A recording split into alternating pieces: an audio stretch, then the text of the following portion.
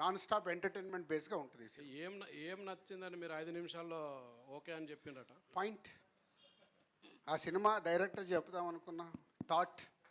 అయితే పాయింట్ నచ్చింది అంటున్నారు కదా సార్. ఇందాక మామూలుగా ట్రైలర్ చూస్తే దిల్ రాజు గారి మూవీస్కి లైన్ కొంచెం దాటుతున్నట్లు అనిపించింది కామెడీ పరంగా. ఎంతవరకు ఫ్యామిలీ ఆడియన్స్ కనెక్ట్ అవుతుంది? సో మీరు ఇందాక మీరు ఒక 93 సంవత్సరాల పెద్ద ఆవిడ మాట్లాడింది, చూసారో లేదో? వాళ్ళందరూ అంటే నాకు ఆ భయం ఉంది ఈ పాయింట్ టచ్ చేస్తున్నప్పుడు ఫ్యామిలీ ఆడియన్స్ ఎక్కడని. ఒక అబ్బాయి మాట్లాడాడు, సార్ ఇది నేను ఫ్యామిలీతోనే సినిమా చూడాలి అని. ఎందుకంటే it's related about wife and husband. వాళ్ళ మీద వాళ్ళకి ఎంత స్ట్రెంగ్త్ ఉండాలి, ఎంత నమ్మకం ఉండాలి. చెప్పుతున్న పాయింట్ మనకు వినటానికి అలా అనిపిస్తుంది, కానీ త్రౌట్ సినిమా చూసినప్పుడు ఎక్కడ కూడా హార్డ్గా ఉండదు. డైరెక్టర్ చాలా జాగ్రత్త తీసుకున్నాడు, అంతే ముందు నుంచి అనుకున్నది అది.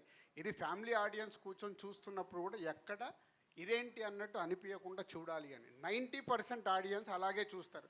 10% ఇస్ అ న్యాచురల్ కామెంట్స్ రావచ్చు, ఐఎమ్ రెడీ. ఎందుకంటే కొత్త సినిమా ట్రై చేయాలన్నప్పుడు అలాగే తీయాలి అనుకుంటే కష్టం. అందుకే ఫుల్ ఎంటర్టైన్మెంట్ బేస్గా చెప్పాం కాబట్టి నవ్వుతూ ఉంటారు ఈ సినిమా అంతా.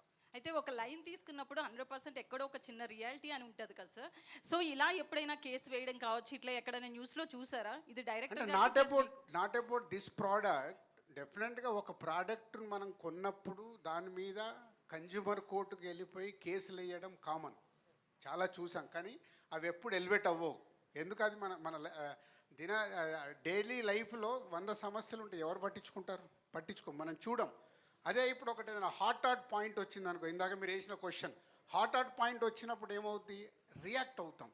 అది వేరు ఇది వేరు. కాబట్టి దీన్ని హ్యూమరస్గా చెప్పడానికి ట్రై చేయడం కాదు, సక్సెస్ అయ్యాం. రేపు థియేటర్లో అదే రెస్పాన్స్ వస్తుంది, 100%.